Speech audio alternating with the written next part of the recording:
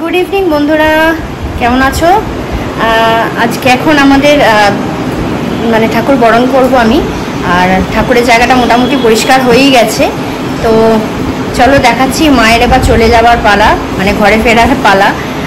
আবার একটা বছরের জন্য অপেক্ষা করব আমরা। চলো তোমাদের দেখাচ্ছি। এই যে সমস্ত ফুল তোলা হয়ে গেছে, সৌমিক আর হারুদা মিলে করেছে। আর এই যে আমাদের মা, অটোমেটিক না মায়ের মুখটা না পরিবর্তন হয়ে যায়। মা খুব কষ্টই পাচ্ছেন। আবার একটা বছর পরে মা আসবেন। তো মা, তুমি ভালো করে এসেছো, ভালো করে যাও। আবার এক বছর পরে আমাদের বাড়িতে কিন্তু অতি অবশ্যই তোমায় আসতে হবে। তোমার নিমন্ত্রণ করে রাখলাম। এ তো তোমারই বাড়ি, তোমার জন্যই তো সব কিছু আজ। তো চলো, মাকে বিদায় দিতে আমারও কষ্ট হচ্ছে। সত্যি বলতে বন্ধুরা, মাকে বিদায় দিতে সত্যি মনটা ভারাক্রান্ত হয়ে উঠছে। আর তোমরা জানো আমি ভীষণই ইমোশনাল, খারাপ লাগছেই। আর এই বছর পুজো আমার এত ভালো লেগেছে, ঠাকুরমশাই এত সুন্দর করে পুজো দিয়েছেন, মনটা ভীষণ একদম মানে ভরে গেছে, মন ভরে গেছে বলতে গেলে। তো চলো, মাকে আমরা বিদায় জানাবো। ভাসান তোমাদের সঙ্গে আমি তুলে ধরবো। মায়ের বিসর্জন তো হয়ে গেছে। তো চলো, আমি মায়ের মুখটা দর্শন করাতে পারিনি তোমাদের আয়নার মধ্যে। ওটা আমার ফটোটা তোলা উচিত ছিল, কিন্তু ওই মুহূর্তে না এত আমি মানে আমার এত কষ্ট হচ্ছিল মায়ের মুখটা দেখতে দেখতে, আমি তুলে ধরতেই পারিনি, মাথা থেকেই বেরিয়ে গেছে। সব কিছু তো বলো ভিডিওর জন্য হয় না, কিছুটা তো নিজেদের ভেতর থেকে আসে। তো যাই হোক, হয়তো ঠিক করে কথাও বলতে পারছি না, তোমরা বোর হয়ে যাবে। তো আমি মোটামুটি রেডি হয়ে গেছি মাকে বরণ করার জন্য। মা গেছে রেডি হতে, মা আসুক, তারপরে দুজনে মিলে বরণ করে নেব। আর তারপরে আমার ভাইয়েরা আসবে, তারা এসে ঠাকুরকে আমাদের সামনের বাড়ির সামনে পুকুর আছে, ওই পুকুরে আমরা ভাসান দিই। বেশি দূরে আমাদের যাওয়ার প্রয়োজন পড়ে না। আর মানুদি আজকে সন্ধেবেলা চলে গেল, আর হারুদা তো কালকে সকালবেলাই চলে যাবে। তো চলো, মাকে মানে মায়ের আশীর্বাদ তোমরা সবাই নিয়ে নিও।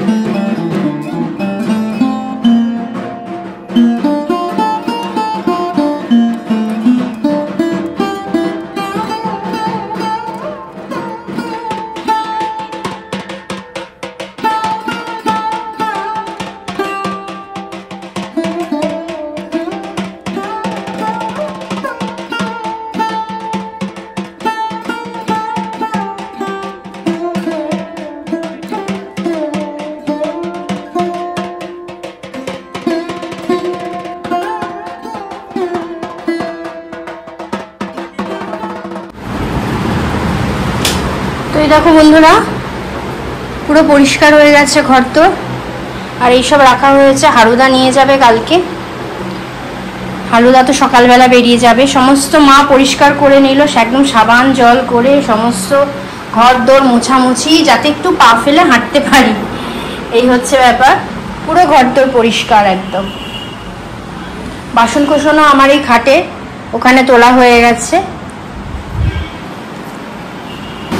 আর এই যে কিছু বাসন আছে এগুলো তুলবো। ঠাকুর ঘরে ফ্যান চলছে, কারণ গোপাল ঘুমোচ্ছে, সেই জন্য হয়তো তোমরা আমার কথা শুনতে পাবে না।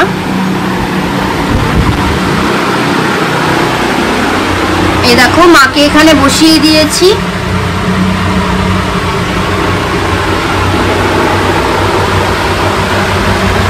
আর ভোলে বাবাও এখানে বসে গেছে।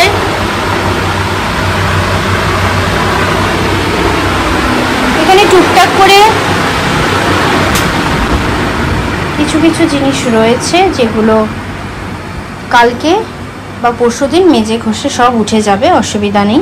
তো চলো বন্ধুরা, এখন রাত 11টা বাজতে চায়। আমাদের সমস্ত কাজ কমপ্লিট হয়ে গেছে, ডিনারও কমপ্লিট হয়ে গেছে। সবাই ভীষণ ভালো থেকো, সাবধানে থেকো, সুস্থ থেকো। নেক্সট একটা ভিডিওর জন্য তোমরা নিশ্চয়ই অপেক্ষা করবে, আর জানি এটা। আর কেমন লাগছে ভিডিওগুলো, পুজো তোমাদের কিরকম লাগছে জানিও কমেন্টের মাধ্যমে। আর আর কি বলা যায়, আর বেশি কিছু বলতে পারছি না, শরীর একটু টায়ার্ড আছে সবারই।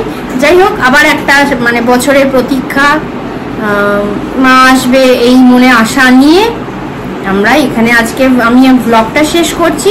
তোমরা সবাই ভালো থেকো, সাবধানে থেকো, সুস্থ থেকো। টাটা, গুড নাইট, শুভরাত্রি।